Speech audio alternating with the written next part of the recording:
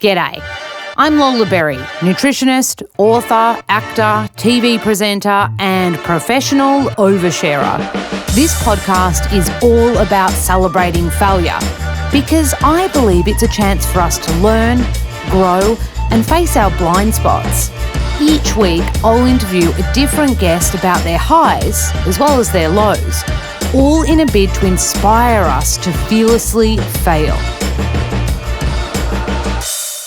Welcome back to the pod. Damon Herriman, thank you for saying yes again. It's nice to be back. I feel like you're going to be sick of me at this rate. Never. I was thinking as I was preparing for this, I was like, we should have a rule every 18 months. You have to jump back on the pod. Jump back on and fill you in. Okay, well, that gives me like an incentive to work in the meantime, so I've got something to talk about. But you know, you've been described as one of Australia's most prolific actors, and I thought, well, hang on, since last time we spoke, it was around the release of Bikeriders. Right. And so I was like, well, I better soak up all the content between then and now. So we met on June 11th, Right. 18 months ago. Okay. And now, so in the last kind of like chunk of time, in the last like week or two, I've watched all of the Bondsman. How fun. A lot of fun. Great accent and great cowboy hat. It was a look, wasn't it? It was a hell of a look. Yeah. And only your character had that aesthetic Yes. as well, right? Yes. And then on the plane, I watched together. Oh, cool. Oh, my goodness. And then Better Man. There's so much great stuff. You've just finished shooting with Chris Hemsworth. Yeah. That was on the...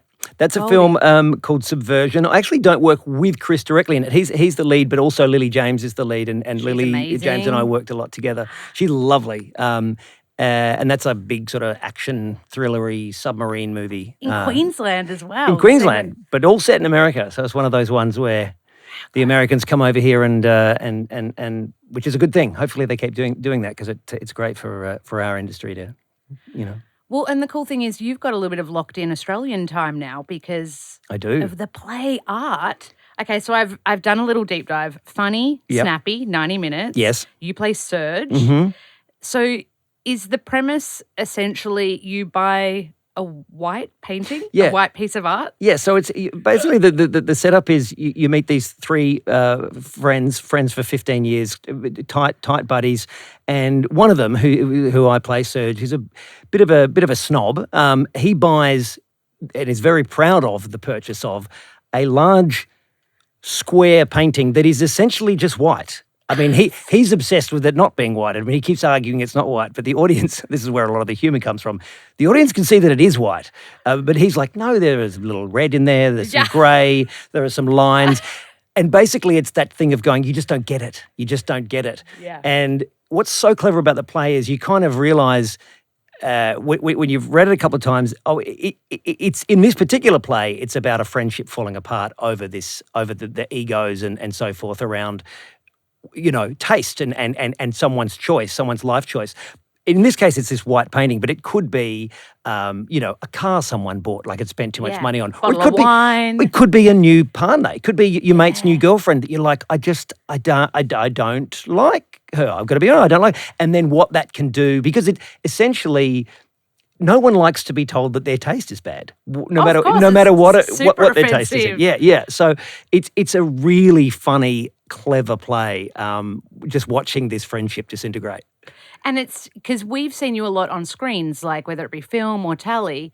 10 years since you've been in the theatre. It is. How does that feel? It's a little bit terrifying. But it's exciting. I mean, I feel like I've been wanting to do a play in the last 10 years. It's just that either the right thing hasn't come along or I've been busy. And then when this came along, I remember seeing this play when it first was done in Australia about 25 years ago, and I loved it then. So immediately my interest was there when they said, you know, it's the play art. I was like, oh, God, I love that play. I remember laughing my head off. And then I read it and was reminded of how good it is, how funny it is, how fun this role is. And then I hear that Richard Roxburgh's going to be in it. And soon after that, Ryan Kaur. Yeah. I'm like, okay, there's no excuse. You can't say no to this. This is too good to be true. Well, also, it feels like, because I've watched a lot of the press that you've already done, and I know you're going to a photo shoot straight after this for it, it feels like you're actually all genuinely mates and get on really well in real life, which I imagine only makes the job more joyful. 100%. Ask me again at the end of the tour. We're going to be doing this for about 6 months, so we may hate each other by then. But at this point, we do like each other a lot. We've all known each other to varying degrees over the last 10 or so years, and or probably even longer, actually. And so, I think that does help, especially when you're playing three really tight friends. Yeah. You just don't need to have that kind of, easing into it period that you would normally have of getting to know someone. We're going to be completely comfortable day one. How good. Oh, and I feel like all three of you have come from different kind of like, you've all had such great career wins, and then to come together like three greats, I feel like it'd be so good. Well, because at the moment, when I was researching, I saw it's on Broadway right now, and the cast is like super. I think James Corden's in. James Corden, Bobby Cannavale, and Neil Patrick Harris are in that one. Yeah, like strong. Strong. Like this is pretty darn exciting, and you get to go home as well. You'll be touring Adelaide as well. That's right. That was another big incentive as well, because I'm from Adelaide. My mum and dad are there. A lot of my family and friends are still there, and so doing a play that tours to Adelaide, I haven't done that since my 20s. So that was it's going to Melbourne, it's going to Brisbane. And just the whole idea of doing a tour of a funny play with with two actors who I really respect and enjoy being around. Yeah, I'm genuinely excited. I'm pumped for you. Okay, so I must admit, before I watched Together, I was a little scared. I find horrors a little bit scary. Like I'm that person that like has to watch it through their hands. Mm-hmm. It's incredible. You played Jamie. Yeah. And oh my goodness, your character arc and as the story unfolds, I was like, no, I did not pick this. When you're like such a sweetie pouring a tea at the very I'm a sweetie the whole time. Spoiler alert. What are you doing about? Jamie's a nice guy. He's just made some interesting life choices. Yeah. That was so much fun. It was, Alison Brie and Dave Franco are the leads in it, and they were just the loveliest. They produced it as well, didn't they? They did, and Michael. For a lot of people don't realize it's an Australian film. It's set in America, and that's really because Dave Franco and Alison Brie came on board. But it is an Australian film in every other sense. Michael Shanks, writer-director from Melbourne. It's so impressive, I think. It's such a great idea for a start, but also just so brilliantly made. The filmmaking is fantastic. Oh, it's so good. And it was a lot of fun. It was one of those ones too, as an actor, where you just you read it and you're like, I really want to do this, and it's going to work out. And then the dates clashed with the Bondsman, actually, and I was going to be in Atlanta filming The Bondsman, and they were like, well, we only need 5 days to shoot this thing, but it's going to be 5 days over 2.5 weeks. Oh, wow. And amazingly, between the two productions, they were able to do 5 days in a row. So I was in Atlanta, I flew back to Melbourne. The next day I was filming, and then 5 days straight filming, and then back to Atlanta. It was crazy. No. It was crazy, but so glad I got to do it. Oh, my goodness. And it was such a joy to watch. I have to say as well, like having seen it, and you play quite like you're in it. You're, I would say, one of lead cast, and to say you shot for 5 days over 2. Yeah, that's incredible. It feels very express. It was express, yeah. It was 5 days in a row. So, so basically, yes, every day, all they were shooting were Jamie's scenes 4 or 5 days straight. What legends. And yeah, it was. I remember beforehand thinking, gee, I get pretty bad jet lag. What if I'm just on set? Like swimming sort of through a cloud of quicksand, with that jet laggy feeling. But weirdly, I think the jet lag sort of helped. I remember being on set going, I think my body is so tired, but my brain is so alert because I has to be. Yeah. But it was kind of put me into sort of a relaxed state that I was like, so you just went with it. yeah, I didn't mind it. Which kind of suits Jamie's character. It does. There's like a real relaxedness to Jamie. Exactly. If I had to do something like super hyper, it might have been a bit tricky. Yeah. I've heard. I'm on LA time. I arrived yesterday, so it's like 3 p.m. in the afternoon right now. But again, just rolling with it, just rolling. Here's what I think, and I wonder if you feel the same, because I know you do a lot of Los Angeles and Sydney as kind of the two homes and bases for you. Yep. You got to say no to the booze before you fly. That's the trick. None of the lounge whiskeys or wines. Damn. Yeah. Okay. Yes. No. Of course, I agree completely. I think because I've made the mistake of being in the lounge and being like, oh, this is free. I know. I'm going to have a sneaky No, I know. whiskey. Look, you're correct. You're definitely correct. think that's the key. Do I do that? No. No, I because feel like you would. I feel like you'd be like, nah, I'm locking in. Yeah, no, I succumb to the. I'm like, oh, just a little. Oh, it's champagne. I love a champagne. Thank you. Yeah, I agree. I know the science says it's a bad idea, but I don't get. I definitely never get smashed on a plane. I think that's I think that's a really bad idea in terms of recovering. Well, because then you get hungover on. It's the flight's so long that Yes. you wake up and feel terrible. No. Yeah. I think you want to be fresh. What I've started doing recently, and it kind of works, is 2 or 3 days before leaving either place, is I start adjusting to the hours of the other place. Yeah. So if it's, if it's, I don't know, midnight in one place and 7 p.m. in the other, I go, okay, I'm going to be there soon. I'll try and go to bed earlier tonight so it's closer to their time. And then I'll get up at whatever it happens to be. And it does help. It just starts putting you in, rather than it being like a direct, sudden change of body clock. 100%. I think that's a good little tip out there. You know, there's apps for that too, but you're doing it on your own. I love it. Don't waste time with the apps. Just I've given you a brilliant advice. So can we talk The Bondsman? Mm-hmm. What a fun show. I have a theory, and I could be wrong. When we spoke, I remember we recorded the Bikeriders like right before we had to hold it for the Australian release. Right. So, and you were like, we were talking about dialects in it, and you were like, oh, I'm actually working on a dialect right now. And I was like, now watching The Bondsman, I wonder if that was the dialect because it was about 18 months ago. It probably was. Because you have a really cool accent in it. It's a Boston accent. The character is an ex-mobster gangster guy from Boston who's now living. Where was I living then? Somewhere in the South. I can't remember where the show's set. I think it's Georgia. Yeah, Georgia. That was like, I like doing accents, and I feel like it's one thing I have a bit of an ear for. But that was a hard one. Because it's not one. It's so to my ear, it's so close to a New Yorkie kind of sound. Yeah, that, me too. Because you're thinking gangster and you go to New York, and to me, there's a real crossover. So look, I think I got. It's funny.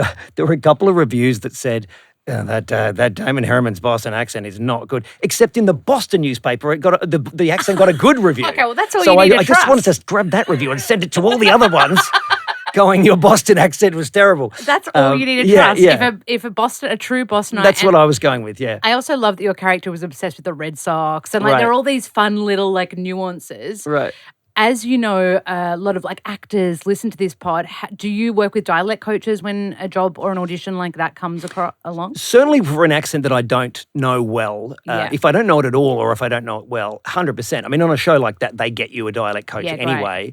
I mean, they had a dialect coach who was also there for the other cast to do Southern. Of course. So they were actually working with everybody. But if it's just a standard American job or whatever, I've done that so many times now that I don't need to. Or even generally, you know, British. unless it was a British, or again, unless it was like I did have a dialect coach on Better Man because of that was a particular accent that was kind of a Manchester mix with something else. It was specific to that guy. Yeah. So again, I don't want to try and guess that stuff. But if it's stuff I've done before, then you know, and I feel like it's still in my head, then I don't worry about it. I have a theory that an Aussie finds it easier to do a Southern than, say, like a Boston accent. Like, I feel like when you would have heard all the Southern drawls on that show, which is so fun for our ear to listen to, I feel like it's easier for us to kind of like lean into the Southern. I agree, and I don't know why that is. I think maybe it's because some of the Southern words sound like there are a few Southern words which you'll hear and you go, that's pretty much how an Australian would say that. And it's so fun. It's so like the melody is so much fun. Yeah, what was a word like? I think meat, like M-E-A-T, meat. Like a Southerner would go meat, Yeah. and that's like almost Aussie, meat. You know, meat. I like eating meat. I like eating meat. It's so fun. It's so fun. It's my favorite. Yeah. Anytime I do like a Tennessee Williams play, I'm like, yes. Here we go. Okay, so just one thing on Bondsman, because again, I wasn't ready for the gore or spoiler alert. It's fully out, so I can give a spoiler alert. Your death scene, my friend, like full on. Yeah, it was mental, and the way, like when I say mental, scary, right, and like very demonic, which fits the show vibes. obviously there would have been a lot of like special effects and whatnot in there, but to tell the audience, you literally rip your pretty much rip my face open from the jaw down. Yeah, like just this curse kind of is upon people where they put their hands in their own jaw and pull their own jaw off. Sorry if you're eating your breakfast. Yeah. But that was like a pretty for a way to go out. Yes. I was like, okay. Yes. Like, and of course, end of the ep. You don't, because when you're shooting it, you just do the sort of the pull down part. You don't know how it's going to look. And then when seeing it afterwards, it's like, oh, wow, that looks amazing. And you're working with, like, I'm a millennial, so like Kevin Bacon, what a great, like, what a fun person to work with. Was he like lovely soul? Lovely guy. He is such a down-to-earth, unaffected guy. Like, for example, I knew someone who was working on Take 5 with Zan Rowe, which is, for those who don't know, is a show in Australia, a great show where they speak to various people for half an hour about their the five songs that mean the most to them, and they play them and they go over them or whatever. And I heard that through my friend, that they really wanted Kevin Bacon because he's got this very public persona about being in a band and loving music. And also Footloose, wasn't he the lead? He was the lead in Footloose, that's so musical. And they said, is there any chance you could ask him if he would do our show? I'm like, look, I'll ask. I mean, I'm a fan of that show, so I was able to talk it up to him, and he did it, and I was like, that's awesome. And they went to New York, and he kind of set aside half a day to go in there and do it, and the episode's excellent, and he had a great time. But there would be a lot of American actors in his position who'd be like, what do you mean? I'm not doing some Australian TV show, I love it. Yeah, he's great. Now, you mentioned that you had a dialect coach on Better Man, so you play Nigel, right? Yeah. Who's kind of like, can I be real, not super likable. Not super likable, from the show, but I imagine you sit so beautifully in, obviously you play a lot of villains. Right. And I imagine it's fun to kind of be a little bit mean it's or fun. like have that mean. And obviously in your brain as a character, you're not mean. Right. You're focused on whatever your objective is. But that show, like that would be, because it was all shot in Melbs, right? It was, yes. They shot, there's an amazing sequence shot on Regent Street in London where they shut down Regent Street for 4 days. Really? Oh my God, the logistics of doing that, they shut it down for 4 nights in a row from like 8 p.m. till 5 a.m. One of the busiest streets in London, and to shoot this incredible dance sequence, which, by the way, they had to do twice because the first time they went to do it, we were all there ready to go about 5 months earlier, and the Queen died, and all the permissions to shoot and singing rock DJ down. Oh my goodness! Down Regent Street in a party mode in the week of mourning was not allowed, understandably. So anyway, other than that, yes, all shot in Melbourne. And you won an actor for this, right? I did, yes. Congrats. Yeah, thank you. I feel like you were this incredible Aussie actor that like has all these amazing, and last time we talked a lot about Charles Manson, and I am one of those people that was so, I know I don't like scary, but Mindhunter. Right. Obsessed. Also the score for me, like the score just made it so eerie. Like every time you heard that intro, I was like, lock the doors. Brilliant show. Brilliant. And for you, like is it prosthetics? Is that the right word? And all yes, the makeup and all of this. Yeah. So you've done all these, and then you're doing Once Upon a Time in Hollywood. Like I feel like you're somebody that always, and it would be a testament to your personality, so either take this as a compliment or tell me I'm wrong. It feels like you're able to find momentum and like be in that energy of moving forward. Is it fair to say that? You mean career-wise? Or? Yeah, just like doing stuff that you love. Yeah, I mean, it's that's probably true, although I don't know how much it's got to do with me. I'm not sort of actively out there making things happen. Really? Not really. The only thing that I did, the only time I was really doing that, I suppose, was when I was in my 30s and I did House of Wax in Australia. And because I had an American credit, I went, I'm going to go to America now and see if I can get an agent. That was definitely me trying to create something by going over there. But, I've said this before, I've never been I'm going to show him. I'm going to go and I never had. I'm a little bit glass half empty guy. You said this, and so me going over there wasn't because I thought I was going to get work. It was because I didn't want to regret trying to later. And so I assumed it wouldn't happen, and that would just be like, well, at least I tried. But so when it started happening, then it sort of self-perpetuates, especially in Australia. I mean, that thing happens in a lot of industries where if you're working in America and they see that, then suddenly their perception of you here changes, and you're getting, suddenly I went from playing, 3 scenes in a supporting role after auditioning to playing, a big role in something without having to audition. Like all these things changed, even though I was the same guy, because of the perception of, oh, well, if he's working with those people, maybe we can hire him now. I think that's subconsciously, that's how it works.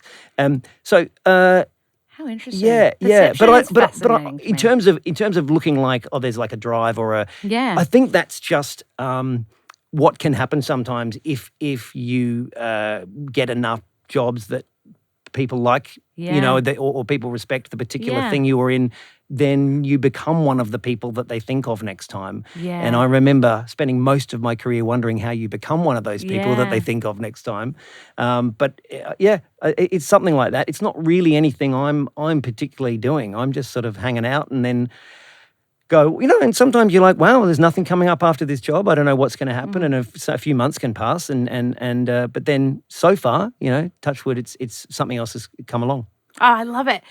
Last time you came on, you talked about regret insurance. And you were like, that was what made you want it. Because I think it was your 3rd time to America. And you're like, if this one doesn't work, okay. And then that was when like things started to click in America a little bit. Yeah. But I don't know if you remember this, but I was having, after our chat, because you are so warm and lovely, and we recorded in Los Angeles the first time you came on the pod, and I was having a really shitty day in LA, and a manager had just kind of dicked me around, pretended they wanted to hire me, kind of led me on a bit, led me down the garden path.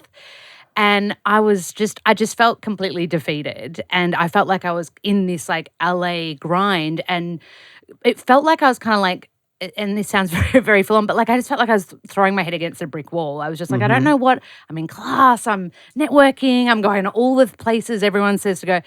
And I wrote to you, and I wrote you an email, and I was like, any advice? And you actually gave me great advice that was unexpected, different advice to what I have received in the past. I've written it down. I was going to say I've written it down. I hope I agree with it. I hope I agree with this advice. No, so a lot of people, and I think it is really great because it's made, like, it's why we're here recording in Australia today. But basically you were like, there's nothing wrong with doing a bit of time in Australia, a bit of time in America, and kind of like if it feels like things are slow in LA, like head back to Australia for a little bit. And then if it feels like you've had a good stint in Australia, then head back to America. You were like, there's nothing wrong with, and you said it gives you fresh perspective.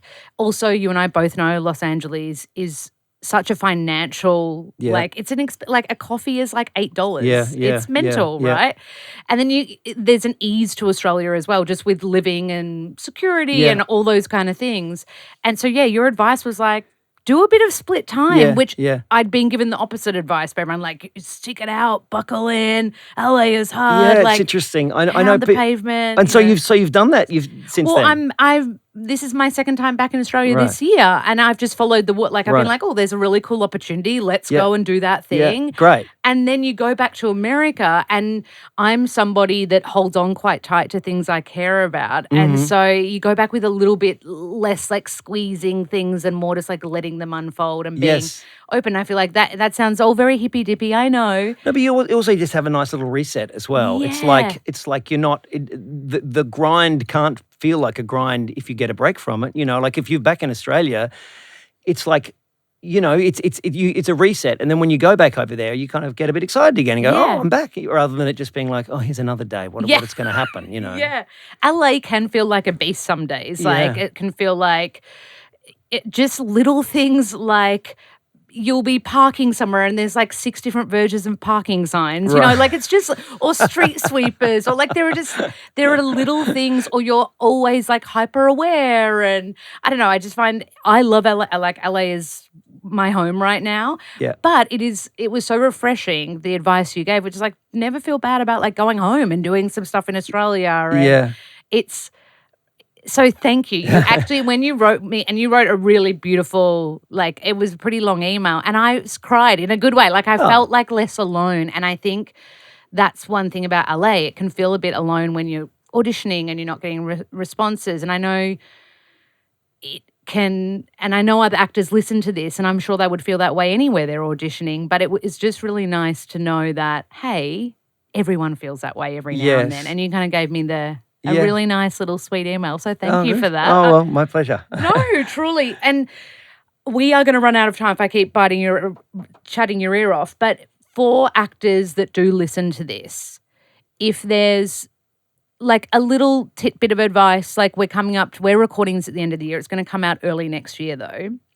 So start of the year, everyone's getting really excited about what they want to achieve, and I think actors, when you've got reps, sometimes they're like, let's do fresh headshots, let's do all this. But as an actor, if you're feeling a little stuck or you want a freshness, like what advice would you have to an actor that's like auditioning, doing the things, but feels a little stagnant or stuck?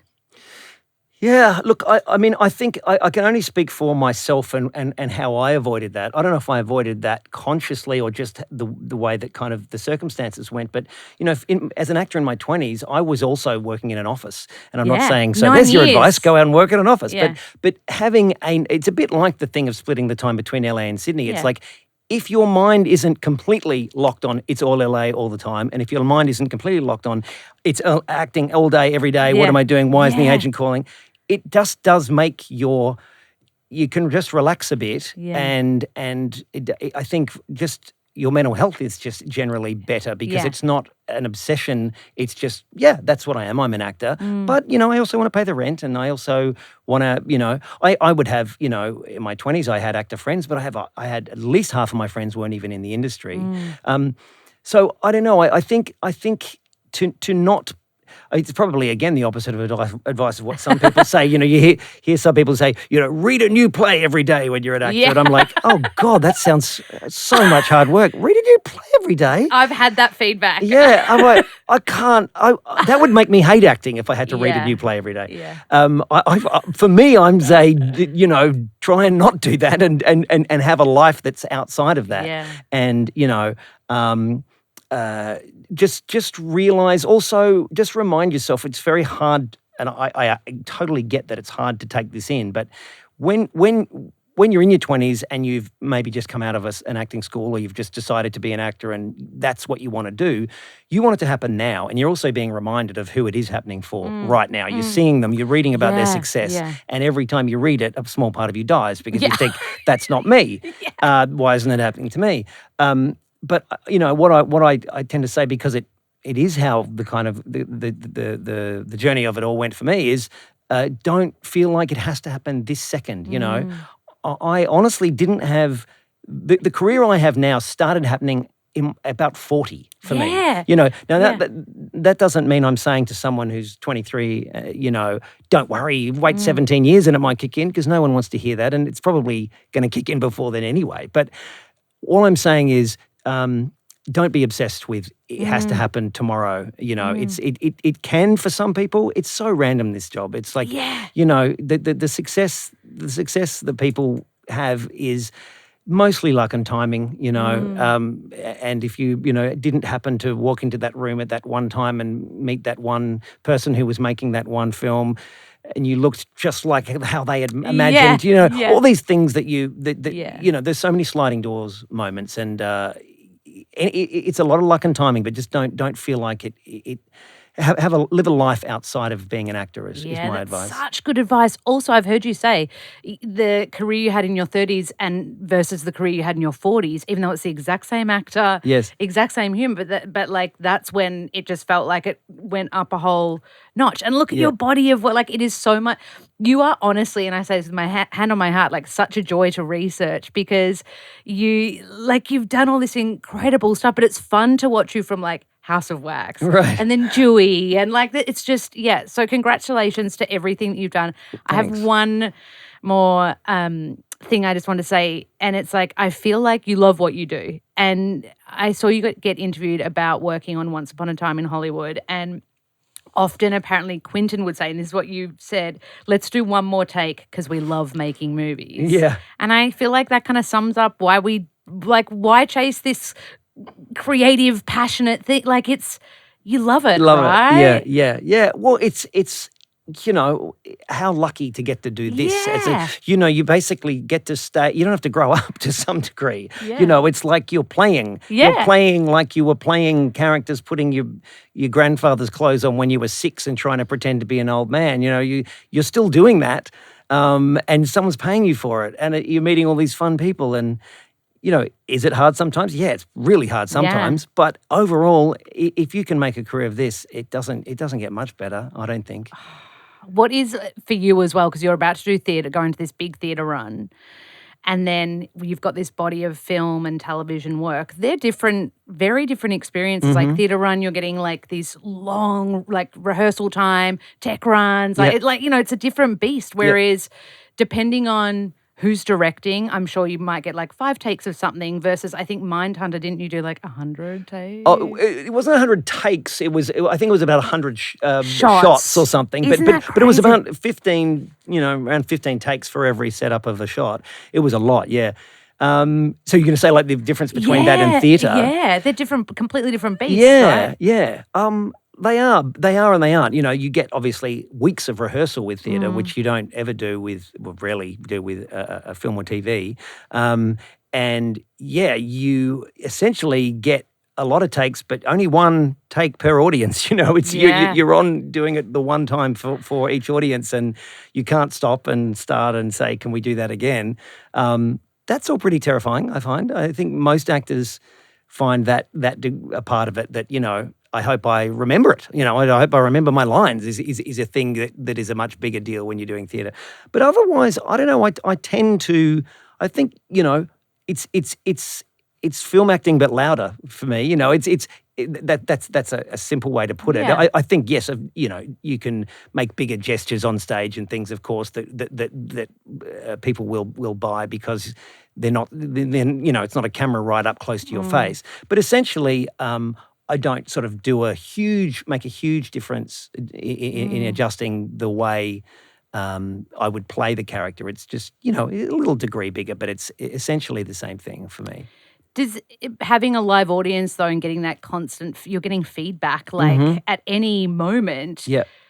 I imagine that would change your experience though, because you're getting this live feedback. Oh, amazing. And you're connected to that energy. Well, and especially with a comedy. I mean, that's the thing I'm super excited about. Yeah. I know every time I read this script, I'm reminded of how funny it is and where there are just guaranteed laughs. You're like, that's going to get a huge laugh. That is just hilarious. Yeah. And that's like a drug, to get a massive audience laughing at something that you've said, even though you didn't write it, but you still get this joy. It's quite like a dopamine hit that you just don't get in any other way. I love it. Yeah. Oh my goodness. I could talk to you all flipping day long. To the listener, to anyone in Australia, Art is touring Sydney, Melbourne, Brisbane, Adelaide. Yep. And your name is Serge in it. Your character's name is Serge. It's about 3 really funny mates and with this and I've heard Richard describe it this way, old boned friendship. Right, yes. Yes. And I was like, that is such a great way of describing friends that have been around forever, right? Yes, exactly. And I really hope I get to see it myself. I think you are absolutely wonderful. And as someone that admires you from afar, thank you so much for just being such a awesome actor to look up to. And I know I'm not the only one that says that. I'm sure so many people will be listening to this being like, yeah, you're honestly, they call you the actor's actor, so I can see why. Yeah. Well, did you not know that? I did not know that. Yeah. No. They normally just call me Damon. But now you can retitle yourself. Or Asshole. Yeah. No. One of the two. Thank you so much for jumping on the pod. You're wonderful. Thanks, Lola. Thanks. That's a wrap on another episode of Fearlessly Failing. As always, thank you to our guests, and let's continue the conversation on Instagram. I'm at Yummo Lolaberry. This poddy, my word for podcast, is available on all streaming platforms. I'd love it if you could subscribe, rate, and comment. And of course, spread the love.